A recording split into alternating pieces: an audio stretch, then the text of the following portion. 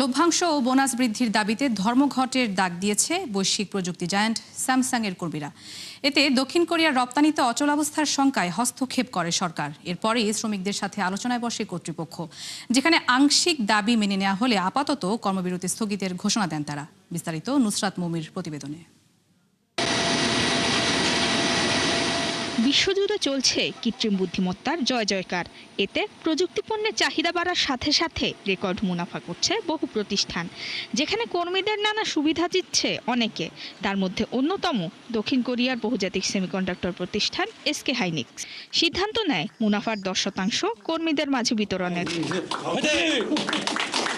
হাইনিক্সের এমন সিদ্ধান্তে অসন্তোষ দেখা দেয় বৈশ্বিক প্রযুক্তি জায়ান্ট স্যামসাং এর কর্মীদের মাঝে। তারা দাবি করে বার্ষিক পরিচালন মুনাফার 15% অর্থ, পাশাপাশি বাড়াতে হবে বেতনের 50% বোনাসের সীমা।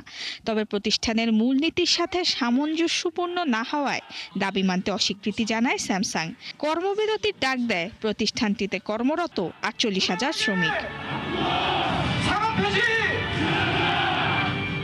স্যামসাং এর ভাষ্য অনুযায়ী মুনাফার পেছনে সব বিভাগের অবদান সমান নয়, তাই সব কর্মীকে একই হারে বোনাস দেয়া নীতির পরিপন্থী। অন্যদিকে সেমিকন্ডাক্টর বা চিপের ব্যবসায় মুনাফা ওঠানামা করে, তাই নির্ধারিত হারে বোনাস দেওয়াও সম্ভব নয়। এতেই বেঁকে বসেন কর্মীরা, দাবি আদায়ে অনড় থাকেন তারা। দক্ষিণ কোরিয়ার মোট রপ্তানির 25%ই আসে স্যামসাং এর হাত ধরে। প্রযুক্তি প্রতিষ্ঠানটির কার্যক্রম ব্যাহত হলে দেশটির AI server, data centre, smartphone, laptop ও ইলেকট্রনিক্স পণ্যের বাজারে বড় আঘাত আসবে। এছাড়া বিশ্বের অন্যতম বৃহৎ চিপ উৎপাদনকারী হওয়ায় বাধার মুখে পড়বে কৃত্রিম বুদ্ধিমত্তার প্রসার।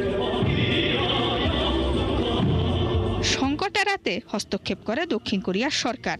কর্মীদের দাবিকে অযৌক্তিক আখ্যা দেন দেশটির রাষ্ট্রপতি লি জে মিয়ং।